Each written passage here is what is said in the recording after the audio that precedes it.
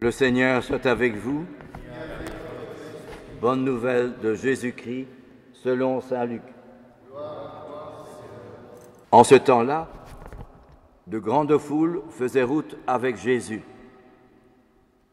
Alors, Jésus se retourna et leur dit : « Si quelqu'un vient à moi sans me préférer à son père, sa mère, sa femme, ses enfants, ses frères et sœurs, et même à sa propre vie, il ne peut pas être mon disciple. Celui qui ne porte pas sa croix pour marcher à ma suite ne peut pas être mon disciple. Quel est celui d'entre vous qui, voulant bâtir une tour, commence par s'asseoir pour calculer la dépense et voir s'il a de quoi aller jusqu'au bout? Car si jamais il pose les fondations et n'est pas capable d'achever, tous ceux qui le verront vont se moquer de lui. Voilà un homme qui a commencé à bâtir et qui n'a pas été capable d'achever. Et quel est le roi qui, partait en guerre contre un autre roi, ne commence pas par s'asseoir pour voir s'il peut, avec 10 000 hommes, affronter l'autre qui marche contre lui avec 20 000. S'il ne le peut pas, il envoie, pendant que l'autre est encore loin, une délégation pour demander les conditions de paix. Ainsi donc, celui d'entre vous qui ne renonce pas à tout ce qui lui appartient ne peut pas être mon disciple. Acclamons la parole de Dieu. De grandes foules faisaient route avec Jésus. Évidemment, les gens, voyant tout ce que Jésus faisait comme miracle, guérir des lépreux, des aveugles, des boiteux, des handicapés, alors les gens étaient pleins d'admiration devant notre Seigneur. Et c'est pourquoi ils le suivaient. Puis tout d'un coup, Jésus se retourne et dit aux gens qui le suivent : « Si quelqu'un vient à moi, sans me préférer à son père, sa mère, sa femme, et même à sa propre vie, ne peut pas être mon disciple. Celui qui ne porte pas sa croix pour marcher à ma suite ne peut pas être mon disciple. » C'est une parole forte. Les gens sont désorientés. Ils suivent Jésus en disant : « Voilà, celui qui fait des miracles, qui guérit des lépreux, des aveugles, des boiteux, mais c'est formidable, on va le suivre. » Et Jésus se retourne vers eux en disant : « Celui qui ne prend pas sa croix derrière moi, qui ne renonce pas à tout ce qu'il a, ne peut pas être mon disciple. » Ça, c'est fort. Il les prend vraiment à rebours, à revers. Alors les gens sont désarçonnés. Je ne sais pas s'il y a encore beaucoup de gens qui le suivaient. Et comment expliquer cette parole de Jésus ? Si quelqu'un vient à moi sans me préférer à son père, sa mère, sa femme, et même à sa propre vie, ne peut pas être mon disciple. Récemment, un monsieur a demandé à me voir. Et il me raconte qu'il était fort loin. Il était proche d'avoir fait des démarches pour ce divorce, de ne plus voir ses enfants. Et dans l'entreprise dont il était responsable, il avait beaucoup de revers avec tous ceux qui travaillaient avec lui. Et avec quelques-uns qui avaient démissionné. Et lui était parfois irascible, dur, agressif, violent parfois. Alors, on lui a conseillé de faire une retraite. Il ne voulait pas, évidemment. Ah non, jamais, je ne veux pas tout ça, moi. Je ne crois pas à tout ça. Mais malgré tout, quelques-uns de ses amis insistaient. « Vas-y, ça fera du bien, tu verras, ça ira mieux. » Parce qu'il était révolté de sa situation familiale, sa situation professionnelle et sociale aussi, parce qu'il n'avait plus beaucoup d'amis. Alors il y est allé. Alors il me raconte, j'ai été bouleversé. transformé. Et j'ai découvert deux choses dans la retraite. Ce sont les retraites des exercices de saint Ignace de Loyola, fondateur des Jésuites. La première chose que j'ai découvert, qu'il y avait beaucoup de mal autour de moi. Mais au fond, le mal, j'ai découvert qu'il est d'abord en moi. Mon orgueil, être persuadé que je suis le meilleur que les autres, que j'ai réussi, que ceci et cela, et que je trouvais que les autres, ceci, et ma femme, mes enfants. Et je me suis aperçu, au fond, que le mal, il est d'abord en moi, avant d'être dans les autres. Que c'est d'abord à moi à me changer moi-même. Qu'en moi, il y a encore beaucoup d'orgueil, d'esprit de domination,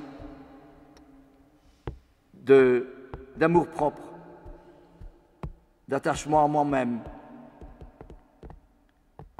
Et dit-il, ça fait mal parce qu'il faut me changer. Et j'ai pleuré, me dit-il. Tout lui qui était un chef d'entreprise, j'ai pleuré. Lui qui était un directeur, qui était un monsieur très bien, qui était sûr de lui-même, orgueilleux. J'ai pleuré. Parce que j'ai découvert que c'est à moi, d'abord à moi, à me changer moi-même. Et alors, disait-il, il faut que je lutte contre mon orgueil, mon amour-propre, ma façon de juger les autres, ma façon de vouloir toujours dominer, de dire j'ai raison. Alors, deuxième chose que j'ai découvert, que précisément le Christ, Jésus, ne peut agir en moi que si c'est vide à l'intérieur de moi-même. Tant qu'il y a encore d'orgueil et d'attachement à moi-même, Jésus ne saurait pas entrer. Et j'ai découvert, dans le grand silence, dans cette retraite de 10 jours, que le Seigneur frappe à ma porte et qu'il souhaite vraiment entrer dans mon cœur pour y mettre tout le contraire de ce que je vivais avant. D'abord, l'humilité, de savoir petit, et puis le sens du devoir, de la générosité, du sacrifice, du don de soi, de l'attention aux autres. Et ça m'a fait vraiment impressionner. J'étais retourné comme une crêpe dans cette retraite. Ça m'a fait vraiment du bien. Et quand j'ai revu mon épouse, je lui ai demandé pardon. Et j'ai pleuré auprès d'elle. Et nous nous sommes retrouvés comme l'amour quand nous étions fiancés au début de notre mariage. Un amour merveilleux. C'était vraiment très beau, disait-il, et il avait les larmes aux yeux quand il me parlait. Il était ému. Et j'ai retrouvé aussi mes enfants, dit-il, avec beaucoup de délicatesse, d'attention. Je ne me rendais pas compte que c'était moi. Je voyais d'abord leurs défauts, mais c'était à moi à me changer. Et j'ai été beaucoup plus attentif à leur situation, à leurs problèmes, à leurs études, et je faisais attention à eux. Et quand je suis revenu dans mon entreprise, j'ai été beaucoup plus attentif et silencieux auprès de tous ceux qui travaillaient avec moi. Et je me suis rendu compte qu'il y en avait quand même quelques-uns qui avaient des problèmes, des difficultés, des ennuis, des contrariétés dans leur famille, dans leur travail, que sais-je encore. Alors, dit-il, ils étaient beaucoup plus attentifs à moi et ils me respectaient davantage. Mais j'étais beaucoup plus silencieux qu'avant. Avant, je parlais toujours avec vraiment de colère parfois et de domination. Et cette fois-ci, j'étais plutôt silencieux vis-à-vis de chacun et j'écoutais. Eh bien, voilà un exemple bien concret de ce que Jésus veut nous dire. Celui qui d'entre vous qui ne renonce pas à tout ce qu'il est, tout ce qui lui appartient, ne peut pas être mon disciple. C'est pour ça que Jésus dit ces deux exemples. Quel est celui d'entre vous qui, voulant bâtir une tour, ne commence pas par s'asseoir pour calculer la dépense? Eh bien, lui s'est assis. Il a arrêté. Et il a fait cette retraite. Il ne voulait pas y aller. Non, c'est pas pour moi tout ça. Mais ses amis ont insisté pour qu'il y aille. Il a dit, c'est bon, j'y vais parce que vous me le demandez. Mais ça ne me plaît pas. Il a été transformé. La grâce. Et alors Jésus dit aussi, quel est le roi qui partant en guerre contre autre roi ne commence pas par s'asseoir. Par s'asseoir, se réfléchir. C'est en moi que se trouve le mal. Le péché originel, ce n'est pas seulement, oh, il y a, au début des temps, oui, c'est fini tout ça, il n'y a plus de péché. Mais si, il s'est rendu compte, durant la retraite, que le mal, il est en lui. Et que celui qui faisait toute d'opposition et de colère, parfois de distanciation par rapport à son épouse, ses enfants et à son personnel, il était transformé. C'est deux choses. D'une part, reconnaître que c'est moi qui dois changer. Ça, c'est une chose importante qu'on ne fait plus aujourd'hui. Hein? Aujourd'hui, j'ai raison. Il n'y a plus de péché. Je fais ce qui me plaît. La liberté. C'est ça la mentalité aujourd'hui. Et alors, deuxième chose, il a découvert qu'en étant reconnaissant qu'il est pécheur, que ça lui a changé, il a été envahi, émerveillé, transfiguré, transformé par l'amour du Christ. Il a découvert ce que c'est que aimer. Ça, frères et sœurs, c'est un exemple merveilleux de ce que peut être la foi aujourd'hui. Trop souvent, on se laisse aller, tant pis, vis-à-vis de tout ce qui se passe aujourd'hui, le temps. Il y a encore du beau soleil aujourd'hui, c'est très bien, mais la chaleur depuis plusieurs mois, je crois, si ce n'était pas 2-3 mois que ça perdure, on a besoin de pluie. Et alors, éventuellement, les guerres, et puis alors les incendies, les inondations. Que faisons-nous? Il ne s'agit pas de faire, frères et sœurs, il s'agit d'être. Comme ce monsieur qui s'est changé. Si Jésus pouvait trouver plus de chrétiens qui pouvaient dire « Oh, moi je suis bien, je vais à la messe et puis c'est fini », lui aussi il est à la messe. Et pensez-vous pas que, par exemple, vous savez que la société Total émettait des gaz CO2 beaucoup, depuis 20 ans, mais on ne disait rien. Et les ingénieurs qui sont là, qui allaient travailler, il y en a peut-être certains qui allaient à la messe, hein, et qui même communiaient. Faites pas attention. On continue, tant pis. On verra bien par plus tard. Mais je suis responsable de ma société. Je me souviens d'un jeune qui était venu me trouver mercredi après-midi. Il avait fait des études universitaires. Et puis pour un dépit sentimental, il a abandonné. Il est tombé dans la drogue. Un garçon intelligent.